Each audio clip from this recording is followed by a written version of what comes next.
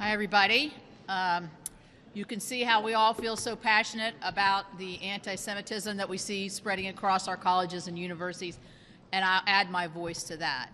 But the reasons, or one of the reasons, that this is so egregious is this violates one of the greatest acts that was ever passed in our nation's history, and that's the Civil Rights Act. Title VI of the Civil Rights Act says that it prohibits discrimination based on race, color, or national origin.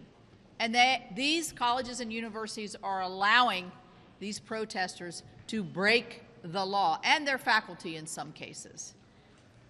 And so the answer that you've heard several of my colleagues express, and that I join with them on, is if you're going to break the law and violate Title VI of the Civil Rights Act, you're going to have your federal funds removed. Think of the research dollars that go into some of these universities. Think of the federal student aid that goes into these universities. Think of the buildings that were built with federal funds and are being built with federal funds in these universities that are letting violations, civil rights violations, and endangering the lives of Jewish students and other students on their campuses. So we had Secretary Cardona at our appropriations hearing on Tuesday. Ask for his solution. His solution is we're doing investigations. We have 150 investigations.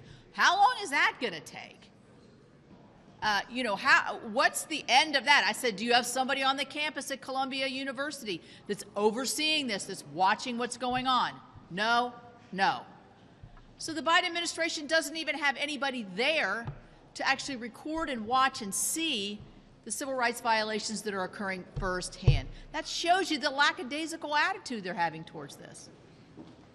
And if I had a student there, no matter what religion or race my student was, I would be afraid for their safety, and not to even mention the completion of their education. So I think we need to deal with this in the harshest terms, and that's certainly the message that I conveyed to the Secretary.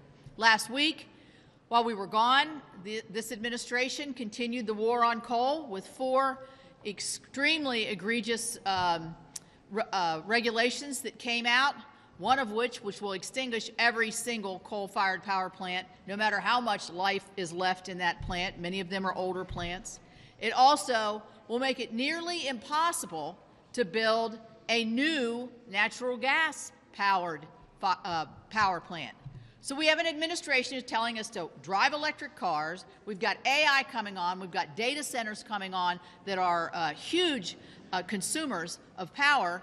And this administration is saying, but you can't have baseload power that provides 30, 40% of your power if you combine both of those. So we're going to fight this through congressional action, I'm sure. But I'm sure it will be challenged in the courts, as the last Clean Power Plan was, and it was defeated in the Supreme Court. This administration continues to overregulate, and last week was an example of their environmental extremism, again, coming after the hardworking men and women in my state and across this country.